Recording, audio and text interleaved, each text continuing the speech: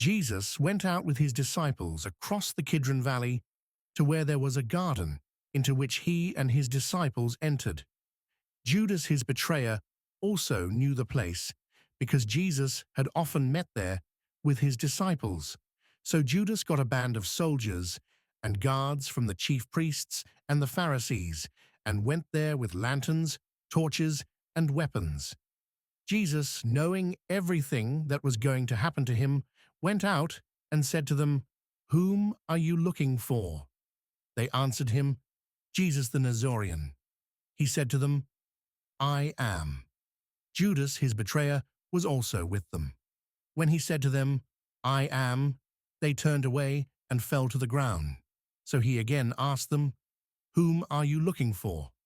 They said, "Jesus the Nazorean." Jesus answered, "I told you that I am. So if you are looking for me, let these men go." This was to fulfill what he had said, "I have not lost any of those you gave me." Then Simon Peter, who had a sword, drew it, struck the high priest's slave, and cut off his right ear. The slave's name was Malchus. Jesus said to Peter, "Put your sword into its scabbard. Shall I not drink the cup that the Father gave me?" So the band of soldiers, the tribune, and the Jewish guards seized Jesus, bound him, and brought him to Annas first. He was the father-in-law of Caiaphas, who was high priest that year. It was Caiaphas who had counseled the Jews that it was better that one man should die rather than the people. Simon Peter and another disciple followed Jesus.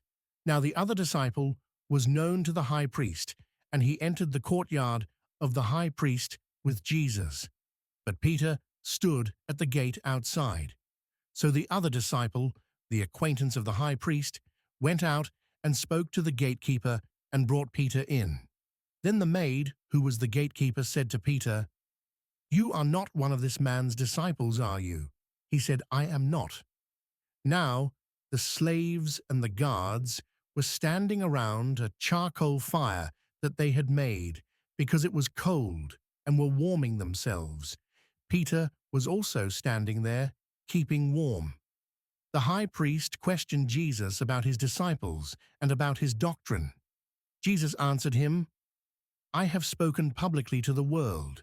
I have always taught in a synagogue, or in the temple area where all the Jews gather, and in secret I have said nothing. Why ask me?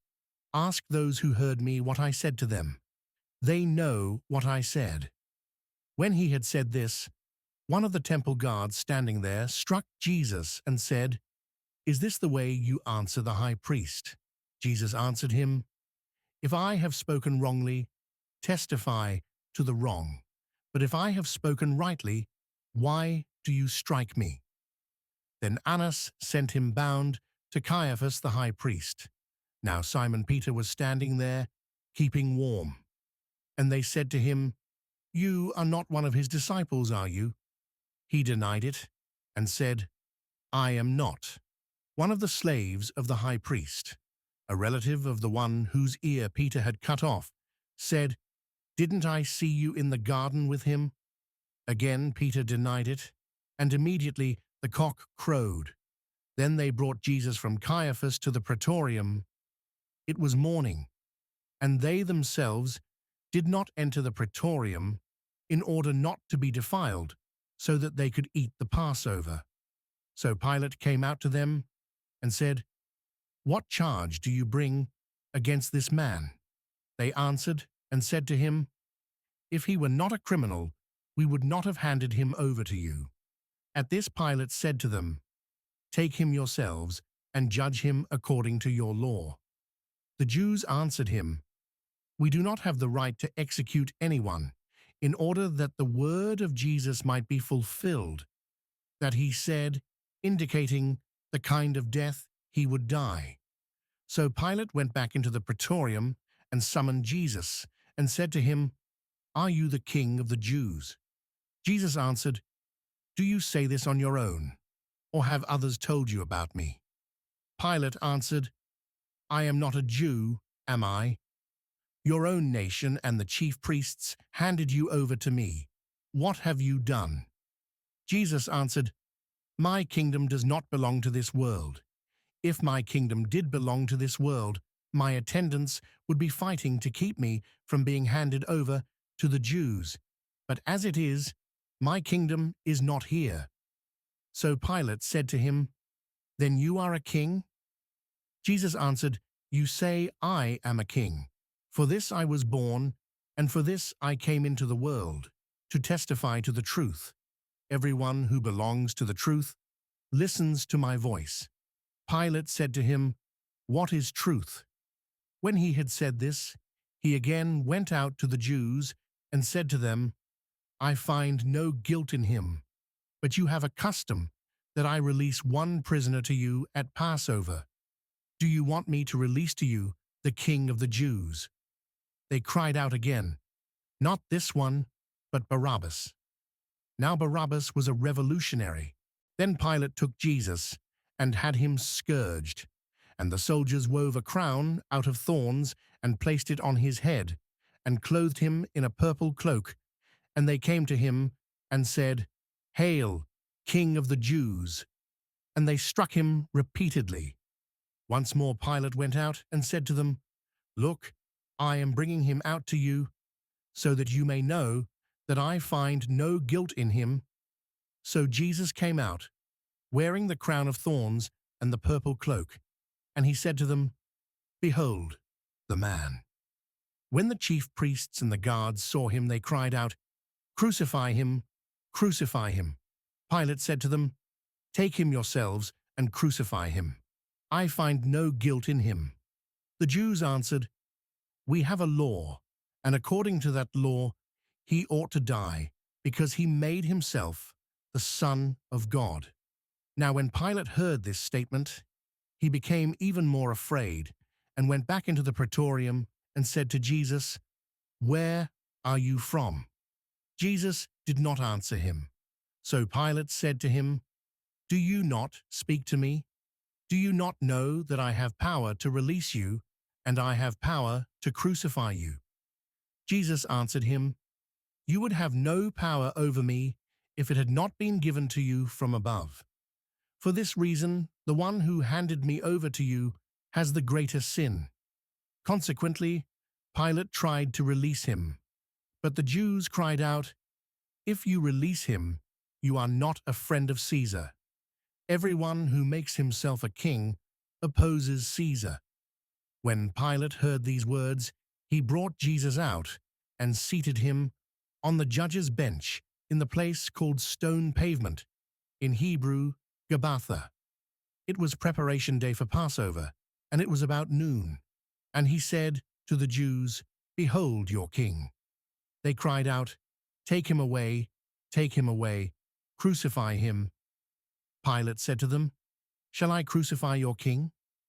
The chief priests answered, "We have no king but Caesar." Then he handed him over to them to be crucified. So they took Jesus, and carrying the cross himself, he went out to what is called the place of the skull, in Hebrew, Golgotha. There they crucified him, and with him two others, one on either side, with Jesus in the middle. Pilate also had an inscription written and put on the cross. It read, "Jesus the Nazorean, the King of the Jews."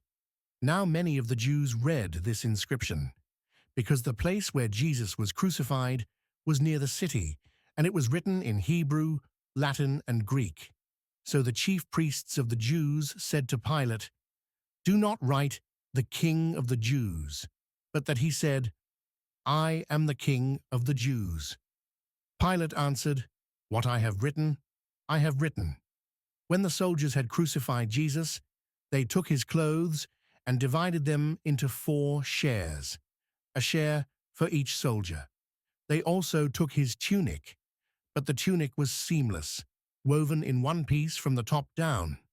So they said to one another, "Let's not tear it, but cast lots for it to see whose it will be," in order that the passage of Scripture might be fulfilled that says, "They divided my garments among them, and for my vesture They cast lots.